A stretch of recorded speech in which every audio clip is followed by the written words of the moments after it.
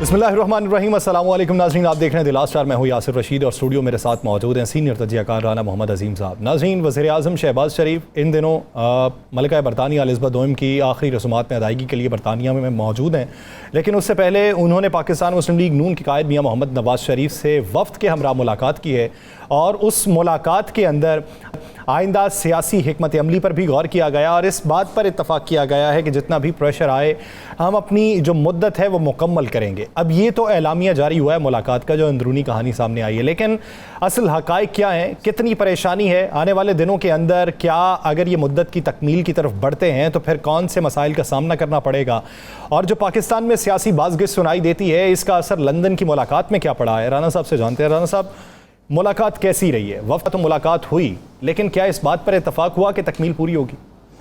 बिस्मिल्लाहिर्रहमानिर्रहीम। अस्सलातु वस्सलामु अलैका या सय्यदी या रसूल अल्लाह, अस्सलातु वस्सलामु अलैका या सय्यदी या हबीबल्लाह। या सर, रसूमात की अदायगी भी आखिरी है और सियासत की रसूमात की अदायगी भी आखिरी है। इस टेन्योर की ये आखिरी रसूमात हैं, सियासत की भी और मलका साहिबा की भी आखिरी रसूमात हैं। मैं आपको एक चीज़ तो बड़ा क्लियर कर दूं कि शहबाज शरीफ पाकिस्तान से बरतानिया जाने से पहले 2 दिन पहले तक इस बात पर राज़ी थे कि बाकायदा हम अबूरी सेटअप ले आए। मुस्लिम लीग नून के कायद बाऊजी भी राज़ी थे। जाने से पहले बाकायदा फिर एक प्रेशर होता है, याद हमने कहा था कुछ लोग जो हैं इस पर राज़ी नहीं हैं। एक प्रेशर डेवलप किया, वो प्रेशर किया आसफ अली जरदारी, मौलाना फजलुर रहमान, आफ्ताब शेरपाओ और बलूचिस्तान के दोस्तों ने, और साथ में मौलाना फजलुर रहमान ने। उन्होंने कहा कि जी अगर आप फौरी इंतखाबात पे तैयार होते हैं या बुरी सेटअप पे तैयार होते हैं तो हम इसकी मुखालफत करेंगे और फिर हम बहुत कुछ आपके मुतल्लक बताएंगे। ये मैं लफ्ज़ जो अदा कर रहा हूँ कि बहुत कुछ आपके मुतल्लक बताएंगे कि आपने हमें क्या क्या कहा था, और उसके बाद चल हमारी सियासत तो ख़त्म होगी, आपकी सियासत भी ख़त्म होगी। फिर इन तमाम लोगों का रब्ता होता है बड़े मियाँ साहब से। बड़े मियाँ साहब को भी यही कहते हैं कि मियाँ साहब ये हम किसी सूरत में ऐसा हम इस चीज़ का हिस्सा नहीं बनेंगे। जिसके बाद बड़े मियाँ साहब के पास जो मीटिंग होती है उसमें सारे हालात डिस्कस होते हैं, और उन हालात डिस्कस होने के साथ सबसे बड़ी बात ये होती है कि जनाब मुझे ये तो बताएं, चले मान लें हम अबूरी सेटअप ले भी आते हैं, अबूरी सेटअप पे चले भी जाते हैं, निगरान सेटअप बन भी जाता है, इलेक्शन की डेट्स भी दे दी जाती है, लेकिन मैं कहाँ खड़ा हूँ, मेरे मुकदमात कहाँ हैं, मेरी वतन वापसी कहाँ है, मेरी वतन वापसी के हवाले से फ़ैसला क्या किया गया है, मेरी वतन वापसी के हवाले से वादे जो है वो क्यों नहीं पूरे हो रहे, मेरी वतन वापसी के हवाले से जो आपने यकीन दहानियाँ कराई थी वो कहाँ हैं, इसाक डार की वतन वापसी के हवाले से यकीन दहानियाँ कहाँ हैं। ये सारी चीज़ें जो होती हैं ना यासर साहब, ये होती है उस वक्त डिस्कस। जिसके बाद फ़ैसला तो ऑलरेडी प्रेशर से ही हो चुका होता है कि फिर हर सूरत में ये लफ्ज़ मैं आपको कह रहा हूँ कि फिर उन्होंने कहते हैं जी हम हर सूरत में अपनी मुद्दत भी पूरी करेंगे। फिर एक सवाल होता है जी अगर हमारे ही कोई इत्तेहादी छोड़ के चले गए तो उन्होंने कहा फिर हम अपना बयानिया फौरी तौर पर तब्दील करेंगे। ये अल्फाज इस्तेमाल होने के बाद फिर सवाल होता है वही मीटिंग में जो मेरे ज़राए बताते हैं कि जनाब अगर इमरान खान जो मौजूदा सूरत हाल है इसमें इस्लामाबाद की तरफ आ गया तो फिर क्या करेंगे। तो फिर जनाब कहा जाता है कि हम उसे हर सूरत में रोक लेंगे। और 25 मई जैसे हालात होंगे। वो कहते हैं 25 मई से भी बुरे हालात करेंगे। मैं ये जो लफ्ज़ कह रहा हूँ ना, कहते हैं 25 मई से भी बुरे हालात पैदा करेंगे और इमरान खान को रोकेंगे, गिरफ्तारियाँ करेंगे, हम हर उस चीज़ की के आगे मुदाखलत करेंगे या मुज़ाहमत करेंगे जो इमरान खान को लाने के लिए होगी। और इसके लिए तो मेरे पास तो इत्तला ये है कि यहाँ तक कहा गया वहाँ के जनाब हमें थोड़ा सा टाइम दें, इमरान खान की तारीख ऐलान से पहले हम पंजाब पर भी कब्ज़ा कर लेंगे। इमरान खान के तहरीक के ऐलान से पहले हम पंजाब पर भी कब्ज़ा कर लेंगे। ये लफ्ज़ आपको बता रहा हूँ जो अदा किए गए हैं। नहीं, उन्हें पंजाब की डोरी इस कदर ढीली क्यों दिखाई देती है? ये उनका अंदाज़ा है ना, उनका जहन है, उनके पास ये सोच है। वो समझते हैं कि वो शायद किसी किसी के ज़रिए सारा कुछ करवा लेंगे। लेकिन आप ज़हन में रखिएगा कि आज इमरान खान ने जो पंजाब के वज़रा को बुलाया हुआ था और उनकी जो मीटिंग थी उसमें तो उन्होंने बिल्कुल वाज़े कहा, खान साहब ने बिल्कुल वाज़े कि परवेज़ लाई एक बेहतरीन सियासतदान है और हमें परवेज़ लाई को भरपूर सपोर्ट करनी है, ये अल्फाज कहे। और उसके बाद वहाँ एक मियाँ असलम इकबाल उनकी तारीफ़ की, चौधरी परवेज़ लाई की तारीफ़ की, सप्तान खान की तारीफ़ की, अली अफजल शाही की तारीफ़ की, मतलब कुछ लोग जिनकी तारीफ़ की उन्होंने बड़ी क्लियर साहब की तारीफ़ की। और उसमें खान साहब ने ये भी कहा कि फ़ैसला कुछ लोग समझ रहे हैं कि सारे मामला तय हो गए हैं, मामला ना बिगड़े थे ना तय हुए हैं, ना बिगड़े थे ना तय हुए हैं, मामला वहाँ तक है कि बस हमें हमारा एक ही मुतालबा है कि कोई सपोर्ट नहीं चाहिए, साफ शफाफ इलेक्शन चाहिए। और जब खान साहब ने साफ शफाफ इलेक्शन और कुछ बातें की तो कुछ लोग थे जिनके चेहरे उतर गए, जब खान साहब ने यह भी कहा कि ऐसा नहीं ऐसा होना चाहिए, ऐसा नहीं ऐसा होना चाहिए, तो ये बड़ी चीज़ें क्लियर हैं। अगर आप आज गौर करें ना तो खान साहब के पास स्टेज पे कौन कौन बैठा हुआ है, अगर आप उस पूरी फुटेज में देखें तो आपको जो नाम मैं ले रहा हूँ वही नाम स्टेज पर आपको बैठे हुए नज़र आएंगे। तो ये बड़ा क्लियर है। खान साहब ने एक तो चौधरी परवेज़ लाई के हवाले से क्लियर कहा कि उनकी भरपूर सपोर्ट की जाए, वो एक अच्छे सियासतदान है, हमें उनको सपोर्ट करना है और सारा कुछ हमने मिलकर करना है। दूसरी बात कि इमरान खान तैयार बैठा है, इमरान खान को ये इस बात का इल्म हो गया, इमरान खान को ये पैगाम पहुंच गया कि पीडीएम जो है वो किसी सूरत में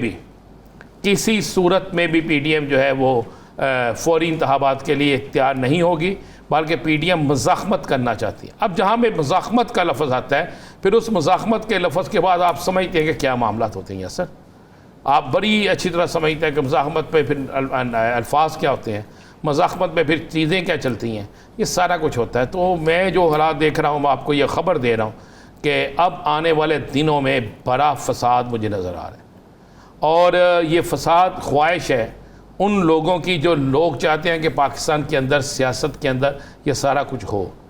नून लीग के अंदर कुछ लोग हैं जो नहीं चाहते। क्या आपको किसी एक फरीक की वजह से या किसी की मुदाखलत की वजह से या किसी एक उनसर की वजह से हालात कंट्रोल में आते दिखाई देते हैं सियासी तौर पर? देखें अब हालात ये हो चुके हैं कि आप जिस तरफ इशारा कर रहे हैं ना, वो चाहते हैं कि हालात कंट्रोल में रहें, वो चाहते हैं कि पाकिस्तान जो है सियासी तौर पर इस्तेहकाम की तरफ जाए, वो चाहते हैं मुआशी तौर पर इस्तेहकाम की तरफ जाए।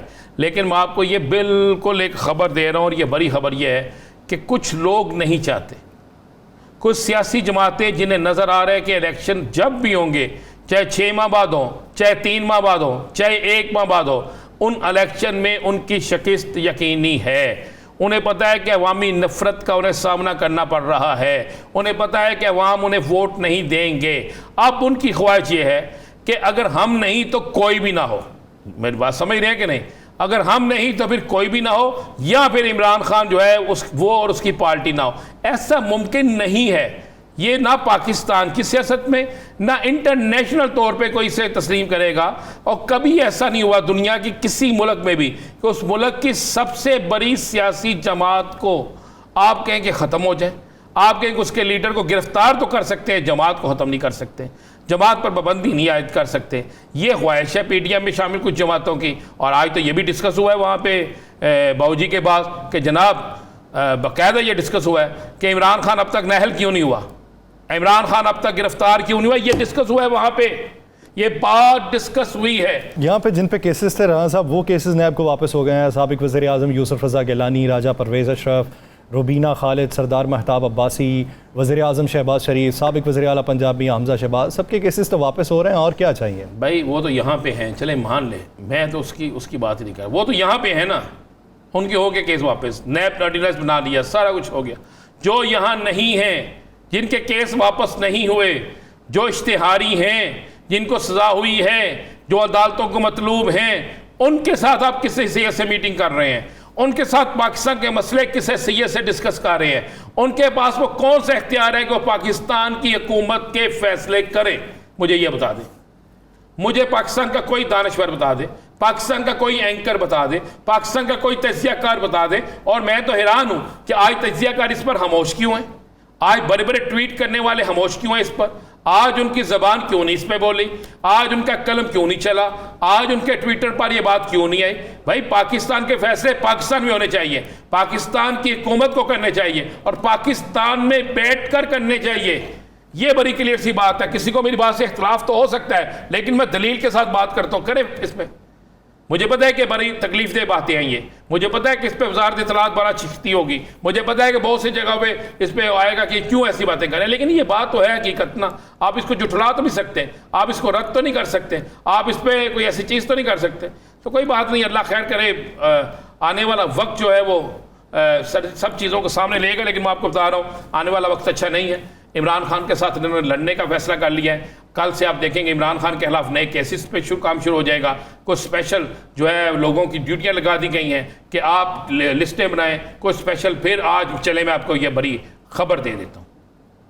जिस वक्त कहा गया कि निगरान सेटअप नहीं आना, तो उस वक्त सियासत के बेताज बादशाह को कहा गया कि फिर हम पंजाब में किस तरह करें। उसने कहा जी मुझे एक और मौका दें, मैं आपको पंजाब वापस ले देता हूँ। ये जो लफ्ज़ इस्तेमाल हो रहा है डोरियों वाला कि बड़े कच्चे धागे से है और ये हो जाएगा, ये जनाब दोबारा मुफाहमत के बादशाह से कहा गया और मुफाहमत के बादशाह ने कहा जनाब मैं आपको पंजाब वापस ले देता हूँ। और कल से पंजाब के अंदर नई गेम शुरू करने का प्लान बन चुका है। नहीं, किस शख्सियत से रब्ता करेंगे? देखें वो करेंगे ना, किसी न किसी चौधरी शजात को भी दोबारा एक्टिव करेंगे, लेकिन उनसे उन्हें कुछ नहीं मिलेगा। ये मैं आपको आज की खबर दे दूँ, उनसे उन्हें कुछ नहीं मिलेगा। अब वो जोड़ तोड़, अब वो सियासी रसूख, अब पैसे का इस्तेमाल, अब वो कोई ना कोई और तरीका करेंगे, किसी ना किसी ज़राए को इस्तेमाल करेंगे और कोशिश करेंगे कि पंजाब के अंदर वो सारा कुछ कर लिया जाए, जिससे एक दफ़ा दोबारा पंजाब हमारे काबू में। अच्छा, आ गया पंजाब उनके काबू। अब आप क्या समझते हैं, पंजाब काबू में आने के बावजूद भी 25 मई वाला वो हाल कर सकते हैं? 25 मई वाली पोजीशन हो सकती है? ऐसा मुमकिन नहीं है यासर। अब लोग चार्ज हो चुके हैं, अब कारकुन चार्ज हो चुके हैं। अब आप जिस दिन पंजाब की तब्दीली की कोशिश करेंगे, आपको लाहौर की सड़कों पे लोग नजर आएंगे।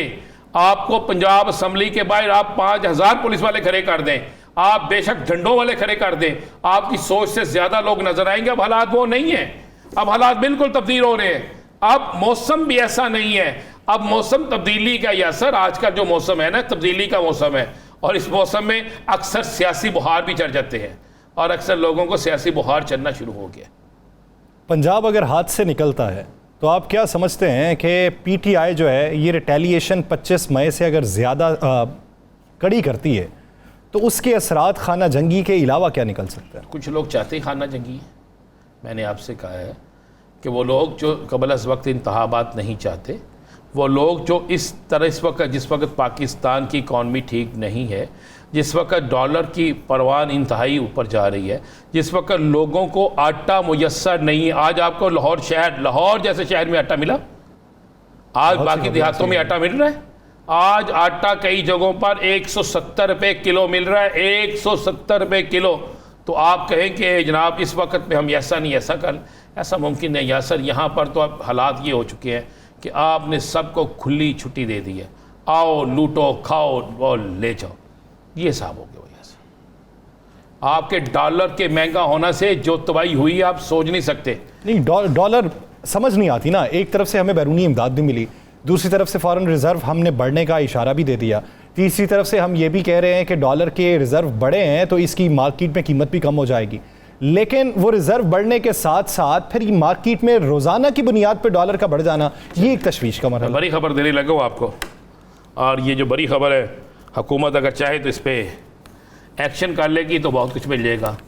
एक लिस्ट तैयार हुई है, उस लिस्ट के मुताबिक कुछ बड़े मारूफ बैंकर्स हैं, जैसा बड़े मारूफ बैंकर्स हैं उनके नाम है, कुछ बड़े मारूफ मनी एक्सचेंजर हैं उनके नाम है, कुछ जो हैं बिजनेसमैन हैं उनके नाम है, कि इन लोगों ने बाकायदा ऊपर नीचे डॉलर्स करने में, डॉलर्स को सेव करने में, फिर एक दफ़ा डॉलर ऊपर जाएगा फिर डॉलर को नीचे लाएंगे, बड़ा रोल कर, यानी डॉलर पे जुआ हो रहा है। और उससे खौफ चलें आप उनको ये नहीं पकड़ सकते, मैं आपको एडवांस में कह रहा हूँ। उनमें से किसी को ये नहीं पकड़ सकते। जब आपने फ्री फ्लोटिंग का एक दायरा कार मुतय्यन कर दिया, फिर पकड़ कैसे? नहीं पकड़ सकते। अब क्या हो रहा है, डॉलर अब किस तरीके से बाहर जा रहा है, अब डॉलर किस तरीके से डॉलर पे कारोबार हो रहा है, ये इतनी खौफनाक चीज है। सारा पैसा कहां जा रहा है यासर? राना साहब, ये मैं आपको बताता हूं जी, ये हमारे स्क्रीन पे कुछ चीज जा रहा है। एक है बेट प्रो, ये जुए का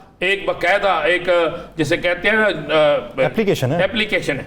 अच्छा, ये बेट प्रो पाकिस्तान की क्या बल्कि इस वक्त दुनिया की चौथी बड़ी एप्लीकेशन है, और बेट प्रो से सारे लोग आगे लाइन ले रहे हैं, अपने ले रहे हैं।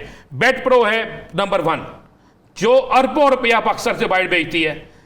उसके बाद है अल्फाबेट एहतशाम की, फिर आ जाए ईगल बेट, फिर आ जाए लकी बेट, फिर आ जाए बेस्ट बेट, फिर आ जाए बीट वे, फिर आ जाए फैंसी फेयर। अच्छा, फिर आप आ जाए आगे, फिर आप आगे आ जाए इन प्रो, फिर आ जाए मेस प्रो। अच्छा, अब ये क्या हो रहा है कि ये जो है बेट प्रो ये नंबर 1 है, इससे सारे आगे लेते हैं। कोई अल्फाबेट लिख लेता है, खेल के ऊपर जुआ होता है, बेट लिख लेता है। यहां पर रोजाना हर मैच पर जुआ होता है, और जुए का लेन देन डॉलर्स में होता है। बॉर्डर से जो डॉलर बाहर जा रहा है, बातें फैल रही हैं, उसमें सदाकत तो होगी ना? है जी, मैं तो बता रहा हूं कि मैंने ये जो नाम लिए हैं, पकड़े जाके सबसे पहले FIA साइबर क्राइम ने पकड़ा भी है। सरफराज विरक ने एक बहुत बड़ा काम किया, एक बहुत बड़ा पकड़ा भी है नेटवर्क, गालबन मजीद पकड़े। बेट प्रो क्यों नहीं पकड़ते इसको, नंबर 1 है। उसके बाद अल्फाबेट, ईगर बेट, लकी बेट, स्टेट बेट, उसके बाद है बेस्ट वे, फैंसी फेयर, फिर उसके बाद है यासर बाकायदा मैं आपको बताऊं कि इन प्रो, मेस प्रो। अच्छा, ये सारी मैं आपको दिखा रहा हूं, 145 नाम है मेरे पास, 145। चलें अगले प्रोग्राम में हम बकायदा उनकी ट्रांजैक्शन किस तरह होती है, उनकी ट्रांजैक्शन किस तरह हो रही है, कितने डॉलर किसको बेच रहे हैं। और मजे वाली बात है कि हमारी महकमा पुलिस के कितने अफसरान इसमें मुलव्वस हैं, महकमा पुलिस के कितने अफसरान इसमें मुलव्वस हैं। एक साबिक पुलिस अफसर एक मारूफ शख्स के साथ किस तरह यह कारोबार कर रहा है, कई लोग जो है जिनका तल्लुक किसी और से किस तरह कर रहे हैं। यार सर क्या बात कहते हैं, कौन पकड़ेगा फिर डॉलर को? डॉलर कंट्रोल हो सकेगा? एक अंदाजे के मुताबिक एक एप्लीकेशन में कितने सारे पैसे होते हैं जो ट्रांजैक्शन करते हैं डेली बेसिस? आप चाहे उस पर 5 करोड़ डॉलर कर लें भाई, ये उसके यूजर कितने हैं डेली की बुनियाद पे? यूजर सुन लें, यूजर जो है कम व बेश पाकिस्तान के अंदर 1 से 1 करोड़ से 1.25 करोड़ यूजर है इसके, 1 से 1.25 करोड़ यूजर हैं। किस तरह है कि एक शख्स जो है उसने, जिस तरह मैंने कहा कि ये बेट प्रो बनी, बेट प्रो से किसी ने कहा जी मुझे भी लाइन दे, मैंने आगे बहुत से लोगों को देनी है, उसने कहा ठीक है आपका अल्फाबेट आपकी बना दी मैंने। उसके बाद किसी और ने उसने कहा ईगल बेट बना दी, किसने कहा लकी बेट बना दी। इसलिए बहुत बनती सारी सिंक्रोनाइज जो है ये उसके साथ। उसके बाद क्या हुआ, ये सारे पैसे जो है जाते किस तरह, कोई बैंक इसमें इस्तेमाल नहीं हो रहा। मजे वाली बात है, ये कैसे जाते हैं फिर? ये पैसे हवाला हो गया जनाब, क्या किसको हवाला, फलां जगह से जाकर कितने पैसे ले लें, फलां जगह पे इतने पैसे जमा करा दे, कोई पूछने वाला नहीं है, कोई बैंक की ट्रांजैक्शन नहीं है, ये सारा हुंडी है। ये असल में कोई बैंक ट्रांजैक्शन इसमें शामिल ही नहीं है, बैंक रिकॉर्ड ही कोई नहीं है। मैं कह रहा हूं दूर दूर तक नहीं है। क्या आपको या मुझे या किसको, पाकिस्तान वाले को नहीं पता ये सारा कुछ हो रहा है? कितने लोगों को पकड़ा जाता है, कितने लोग हैं जिनको पकड़ा जाएगा, कितने लोग हैं जिनकी गिरफ्तारी अमल में लाई जाएगी, पकड़ के पता किया जो पैसे कहाँ गए। और 1 करोड़ आदमी अगर जुआ खेल रहा है तो वो जुआ कौन खेलेगा? जो चोरी करेगा, जो चुकारी करेगा, जो डाका मारेगा, जो लूटेगा, जो नाजायज जराए से पैसे इकट्ठे करेगा, वही करेगा ना चोरी, वही खेलेगा। जायज शरीफ आदमी तो नहीं खेलेगा। तो फिर ये पैसे कहाँ जाएंगे? ये डॉलर की सूरत में। अच्छा, ये पैसे टोटल डॉलर की सूरत में लेन देन हो रहा है, लेन देन हो ही डॉलर की सूरत में रहा है। तो फिर आप किस तरह कहेंगे कि अगर आप डॉलर को कंट्रोल करना है तो पहले इस नासूर को ख़त्म करना होगा, अपने डिपार्टमेंट में मौजूद काली भेड़ों की निशानदेही करना होगी बिल्कुल और करनी हर होगी। उस शख्स उन की बैंकर्स को पकड़े, उन सरमायादारों को पकड़े, उन मनी एक्सचेंजरों को पकड़े और इनको चलाने वालों को पकड़े जो इसमें सहूलतकार साबित होते हैं, तभी बेहतरी की तरफ आप जा सकते हैं। बसूरत दीगर आप सिर्फ खोखले नारे लगा सकते हैं, अकरबा परवरी को फ़रोग दे सकते हैं, अपने साथ वालों को बेहतर इक़दामात के हवाले से सिर्फ बातचीत कर सकते हैं, लेकिन बेहतर इक़दामात सिर्फ उनके हक़ में कर सकते हैं, अवाम के हक़ में नहीं। तो इसी सियासी मंजरनामे में मज़ीद भी बात करेंगे। एक शॉर्ट ब्रेक के बाद कहीं नहीं जाएगा। Stay with us.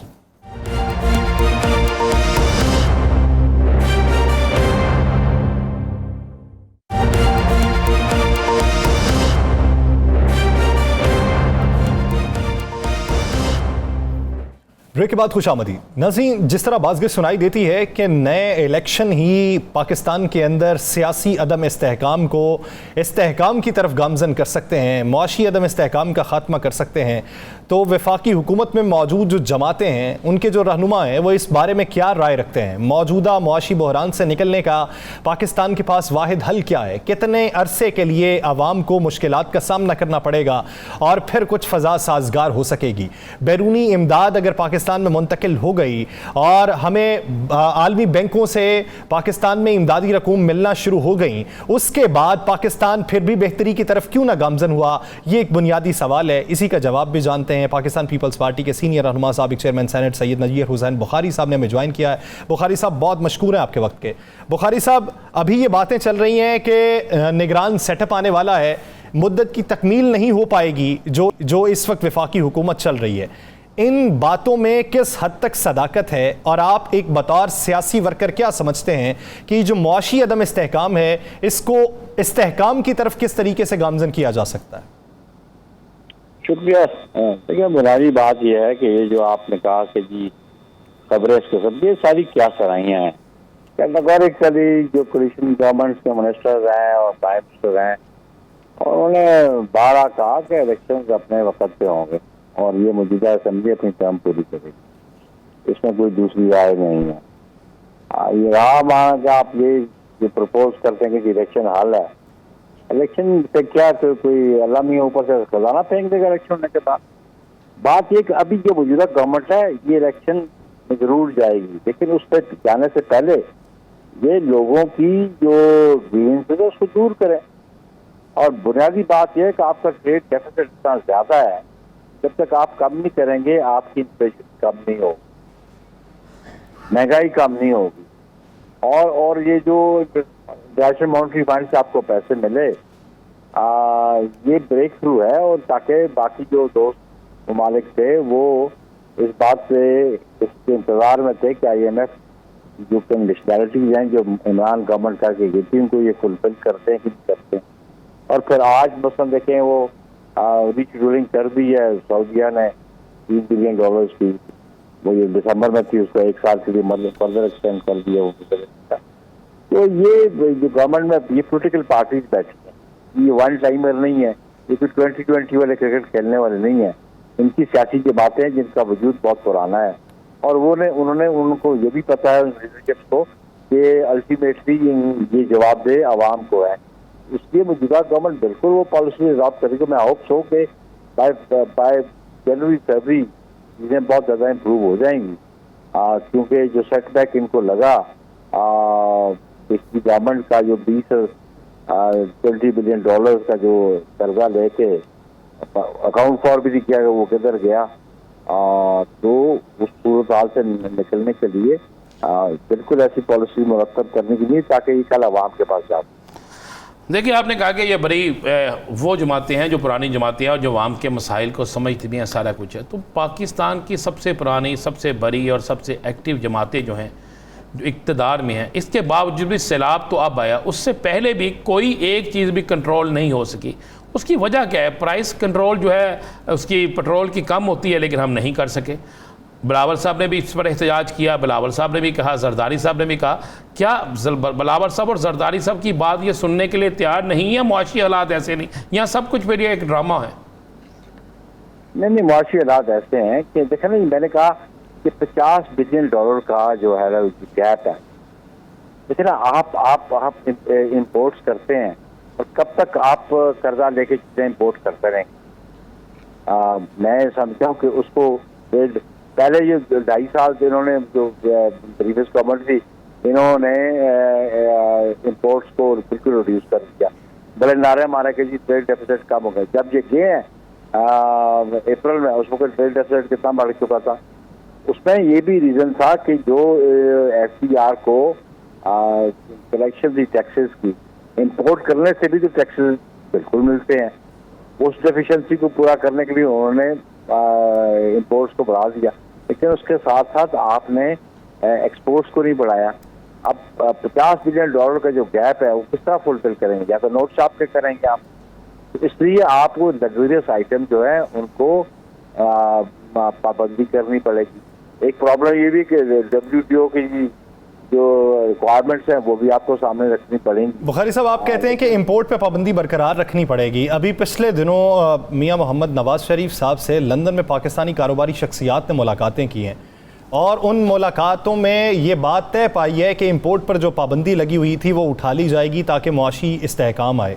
अगर इसी तरह कुछ अरसा इंपोर्ट पे पाबंदी लगा के इसी तरह मेल मुलाकातों में अहकामात फिर से दे दिए जाएंगे पाबंदी उठाने के, तो कैसे मईशत मुस्तहकम हो पाएगी? देखना जी, बात यह है कि इंपोर्ट आप जरूर करें, जो बेसिक नेसेसिटीज की चीजें उनकी लग्जरियस आइटम पे मैं समझता हूँ बिल्कुल पाबंदी लगनी चाहिए।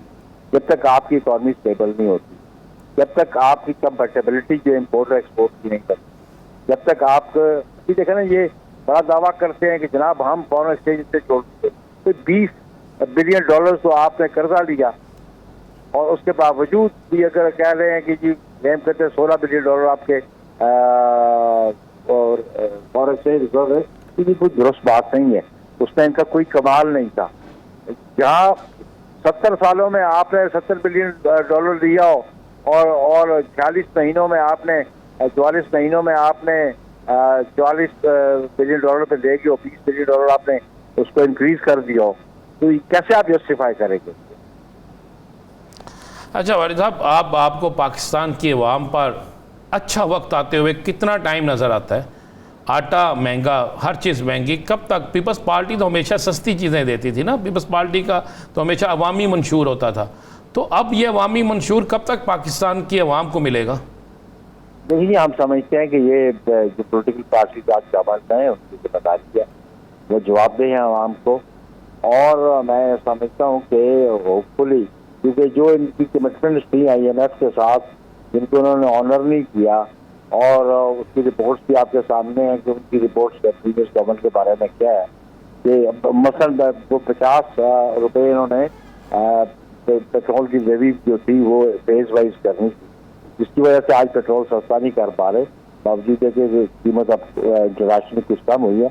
हम समझते हैं कि हम अपनी जिम्मेदारी समझते हैं कि जब हमें आवाम के पास जाना है तो कारकर्दगी की बुनियाद पर जाना, और मैं समझता हूँ कि अपनी जिम्मेदारी से ये जमातें गाफिल नहीं है। बुखारी साहब, आपने दहाइयों सियासत में उतार चढ़ाव देखे हैं। क्या समझते हैं कि आपने सियासी तौर पे कितनी बड़ी कुर्बानी दी है हुकूमत में आने के बाद? अवामी मकबूलियत किस हद तक खोई है या किस हद तक उसमें इजाफा देखेंगे? देखिए, उसमें सेटबैक तो जरूर हुआ जब ये इन्फ्लेशन की वजह से, प्राइस हाइक की वजह से बिल्कुल प्रॉब्लम हुआ, और लेकिन उसको ओवरकम करेंगे। इंटरनेशनली बहुत सारे मुल्कों में, एक ज़माने में इंडोनेशिया में भी यही हाल था। ज़माने में करेंसी बहुत ज़्यादा वीक हो गई थी इंडोनेशिया की भी, लेकिन वो पॉलिसी ऐसी मरतब की कि अल्टीमेटली वो उस मैयार पे पूरे उतरने शुरू हो गई और लोगों को रिलीफ मिल गया। मैं ये समझता हूँ कि ये पोलिटिकल लीडरशिप जो है, जो BGM और पीपल्स पार्टी रेन की है, वो अपनी जिम्मेदारी से गाफिल नहीं है, और वो होपफुली वो ऐसी पॉलिसीज मरतब करेंगे कि आवाम को रिलीफ मिलेगी, और इंशाल्लाह रिलीफ जरूर मिलेगी। आप नहीं, अब सर मारी साहब, पाकिस्तान के फैसले पाकिस्तान के अंदर ही होना चाहिए और पाकिस्तान के फैसले पाकिस्तान की मौजूदा क़यादत को ही करने चाहिए।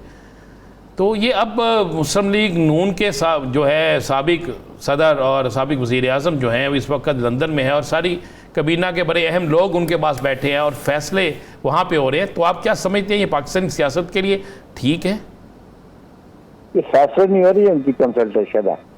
फैसले तो जो सोल्यूशन पार्टनर्स हैं उनकी क़यादतें कर, ये उनका PMLN का इंटरनल मामला है। वो मियां नवाज शरीफ उनके रहबर हैं बिल्कुल, और उससे उनकी कंसल्टेशन है। फैसले इस गवर्नमेंट के जो पॉलिटिकल पार्टी की लीडरशिप है जो पाकिस्तान में बैठती है वो बैठ के फैसला करेगी। भारी साहब सद एहतराम, अगर तो वहाँ मुस्लिम लीग नून के अहदेदार जाएं फिर तो वो पार्टी का मामला है, अगर वज़ीर आज़म और दीगर वज़रा जाएं फिर तो हुकूमत का मामला है। देखिए वज़ीर आज़म जो है वो मुस्लिम लीग नून का है ना, लेकिन वज़ीर आज़म पाकिस्तान का है ना। नहीं, वो जो वज़रा है जो कंसल्टेशन करने पे तो कोई पाबंदी है कहीं? कंसल्टेशन में तो कोई पाबंदी। वहां पर जाके आप पाकिस्तान के हवाले से आप उनसे बात करें, क्या ये कानून इजाजत देता है? देखिए वो अदालत में बैठे हैं, तो ये जो जब वो गए थे 2019 में, तो ये जो हुक्मरान थे इमरान खान वगैरह वो वापस ले आते एफर्ट्स करते, लेकिन इनकी अपना कंडक्ट देख लें आप। कल की स्टोरी डॉन की पढ़ लें कि जो नेशनल क्राइम एजेंसी के पैसे थे जो 190 बिलियन पाउंड रिटर्न करने थे पाकिस्तान को, और वो एक प्रॉपर्टी टाइकून के खाते में डाल के और 480 कनाल जमीन दे दी, इनके बारे में आपकी क्या ख्याल है? वो फेस करेगा? ये आपकी हुकूमत है जी, आपको चाहिए उनके खिलाफ एक्शन लेना। आप देखें, इससे अच्छा अवाम को क्या चाहिए? वो तो आप एक्शन फिर FIA लेगी, और ये NRO मांगना शुरू कर देते हैं, जलसे करके बिल्डअप करना चाहते हैं प्रेशर, जैसा कि इनको NRO मिल सके। बुखारी साहब, अगर वो ये इरादा करते हैं कि आप फैसला नहीं कर पा रहे कि इंतखाबात की तरफ जाना है या नहीं जाना, और वो इस्लामाबाद आने का ऐलान कर देते हैं, तो हुकूमत क्या 25 मई को दोहराएगी या कोई और हिकमत अमली अपनाएगी? देखिए जी, जहाँ पे कानून की और आइन की खिलाफ वर्जी करेंगे तो वो कानून अपना रास्ता जरूर तैयार करेगा, और इलेक्शन जो फैसला जो जब टकर ये भी कह लिए कि ये टर्म पूरी करेंगे तो फिर उस पर देखिए आप इलेक्शन किससे मुतालबा कर रहे हैं? जिनके पास, अगर आपके पास स्ट्रेंथ है तो आप उनको इसको डिस्क्लोज कर दें, गवर्नमेंट को नो कॉन्फिडेंस लेके आ जाए, लेकिन ये कोई तरीका नहीं कि सड़कों पे आके आप मुतालबा शुरू कर दें और जबर के जरिए आप अपने मुतालबात में मनवाने शुरू कर दें, ये कोई तरीका नहीं है। आइन के जो तरीका है वो अडॉप्ट करें तो हम उनकी बात मानने को तैयार है। आइन में दर्ज जो तरीक़ाकार है उस पर अगर बात की जाए तो बात मानने को तैयार हैं। अगर अक्सरियत है तो तहरीक अदम एतमाद लाई जा सकती है, दबाव के ज़रिए हुकूमत को डिक्टेट नहीं किया जा सकता। बहुत शुक्रिया नैयर हुसैन बुखारी साहब इस हवाले से अपना वक्त देने के लिए। इसी सियासी मंजरनामे में मज़ीद भी बात करेंगे एक शॉर्ट ब्रेक के बाद, कहीं नहीं जाएगा। Stay with us.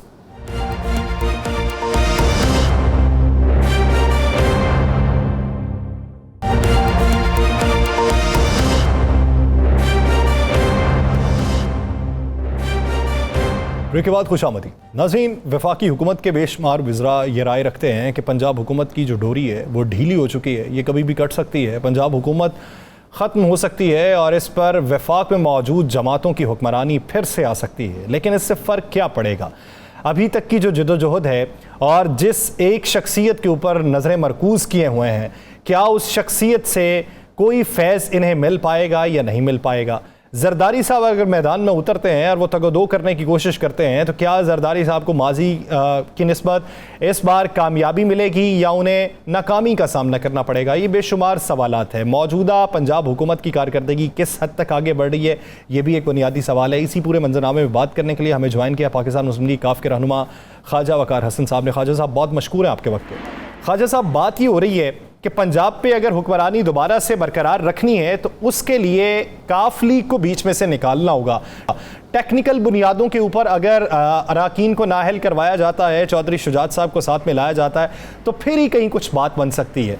आप क्या समझते हैं कि अगर यही फार्मूला वफाकी हुकूमत में मौजूद जमातों का है तो किस हद तक अमल दरामद हो सकेगा उस पर?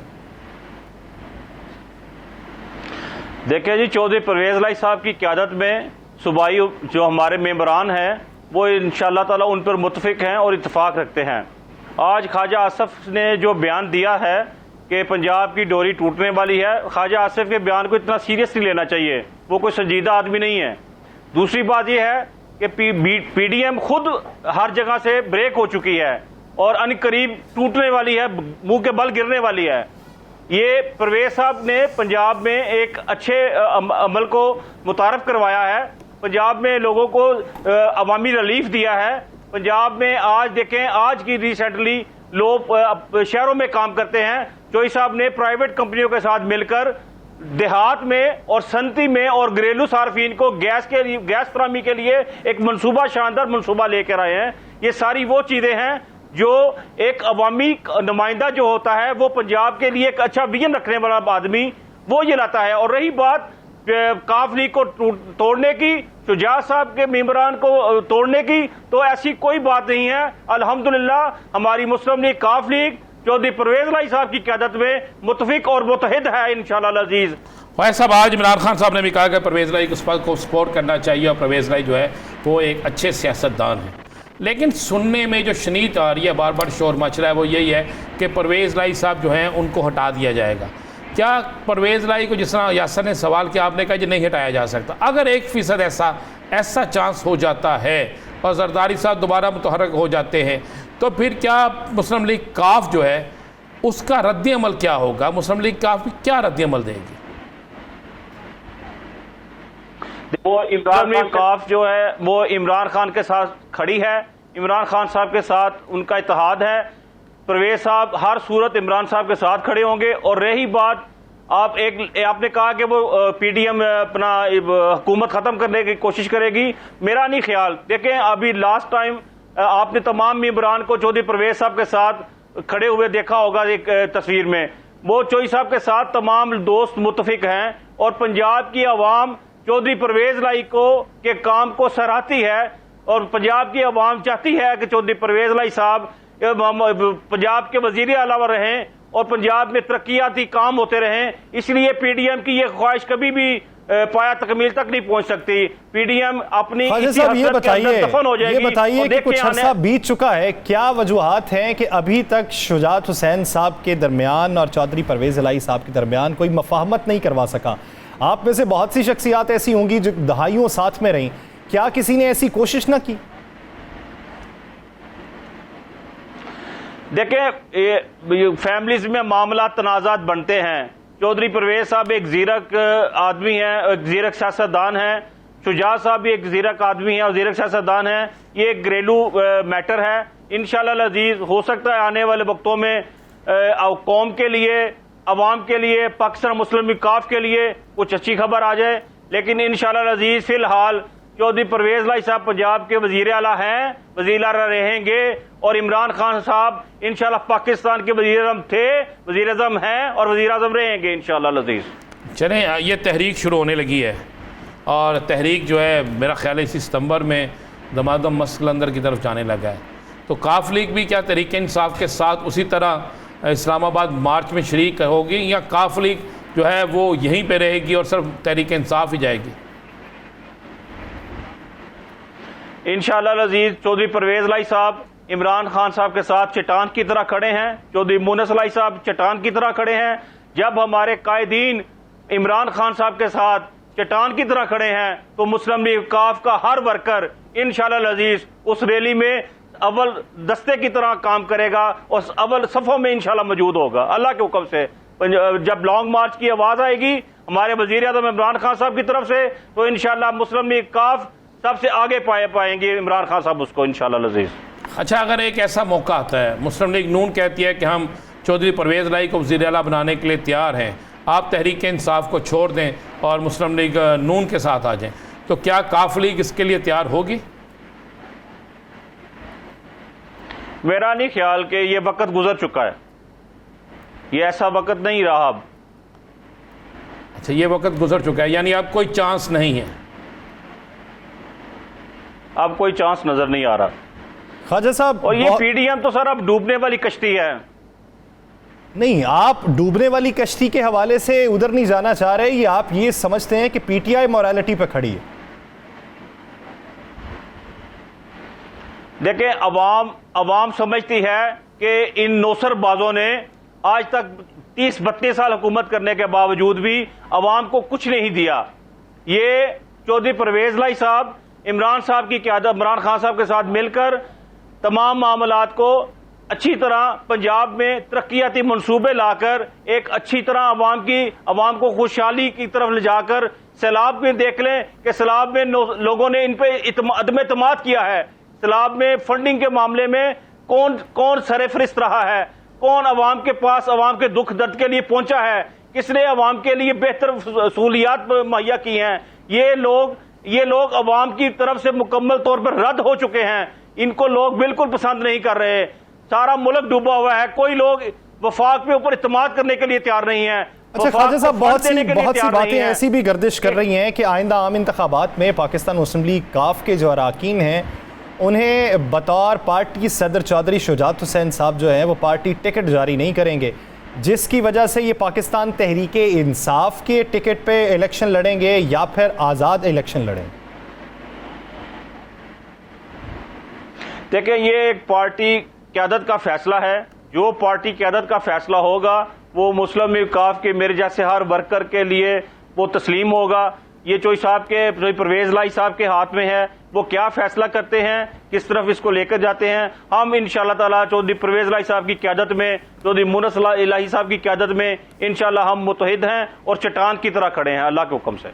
चौधरी परवेज़ इलाही की क़यादत में चट्टान की तरह खड़े हैं, जो उनका फैसला होगा उसी पे मिनवान आप अमल करते हुए आगे बढ़ेंगे। बहुत शुक्रिया ख्वाजा वक़ार हसन साहब इस हवाले से अपना वक्त देने के लिए। नाज़रीन, पाकिस्तानी सियासत जो है इसका महवर इन दिनों क्या है? पहले पंजाब हुआ करता था, फिर शहर भी तब्दील होना शुरू हो गए, एक वक्त में लंदन हो गया और आजकल भी लंदन है। लेकिन काबीना के इजलास कहाँ बुलवाए जा रहे हैं और काबीना के इजलासों के पीछे पस पर्दा मकासद क्या हैं, राना साहब से जानते हैं। राना साहब, पंजाब काबीना का अहम इजलास सुनने में है कि इस्लामाबाद बुलाया गया। जी बिल्कुल, आज इजलास नहीं बुलाया गया। एक तो मैं आपको क्लियर कर दूँ, पंजाब काबीना के वो ज़िम्मेदारान जिनका तल्लक तहरीक इंसाफ के साथ था, आज वहाँ पार्टी इजलास था और उस पार्टी इजलास के बाद वहाँ उनको तमाम अरकान को बुलाया गया ताकि उनकी कारकर्दगी का चेक की जाए कि जिस तरह इमरान खान ने कहा था कि हम फौरी तौर पे कारकर्दगी चेक करेंगे कि आपकी कारकर्दगी क्या है, किस वज़ीर ने कितना काम किया। दूसरा, वहाँ पर उनसे राय ली गई कि अगर हम फौरी तौर पर कोई ऐसा काम करते हैं जिससे हमें मज़ाहमती सियासत में जाना पड़ता है तो क्या सूरत रहेगी, जिस पर तमाम लोगों ने कहा जी बिल्कुल हम इसके लिए तैयार हैं। और फिर वहाँ पर एक गलतफहमी को दूर किया गया। वो गलतफहमी जो सोशल मीडिया पे फैल रही थी, वो गलतफहमी जो फैलाई जा रही थी मुखालफिन की तरफ से कि शायद चौधरी परवेज़ लाई और इनके इख्तलाफात हैं, शायद चौधरी परवेज़ लाई जो है उनके ख़िलाफ़ तहरीक इंसाफ के कुछ लोग हैं, तो उस पर बाकायदा इमरान खान साहब ने ख़ुद कहा कि चौधरी परवेज़ लाई जो है वो एक बेहतरीन सियासतदान है और हम पूरा भरपूर तरीके से उनका पीटीआई साथ देगी। आप यह कि पंजाब कबीना के इजलास नहीं था, पंजाब कबीना के वज़रा की वहाँ पे कारकर्दगी को चेक किया गया था। हमारे जिस तरह बताया कि किसी पे इजहार नाराज़ी किया गया, 4 वज़रा थे जी जिनके मतलब कहा गया कि आपकी कारकर्दगी बेहतर नहीं है। मैं उनके नाम लूँगा तो वो चीखना शुरू हो जाएंगे कि जनाब आप क्यों कह रहे हैं, लेकिन 4 वज़रा थे जिन पे कहा गया कि आपकी कारकर्दगी से हम मुतमिन नहीं हैं। और अहम वज़ारतें, जी अहम वज़ारतें, बिल्कुल अहम वज़ारतें हैं। बल्कि एक वज़ीर मैं चले मैं आपको ये एक बता दूँ, कल से लाहौर के अंदर यानी पंजाब में कोई आपको अहम चीज़ें नज़र आएंगी।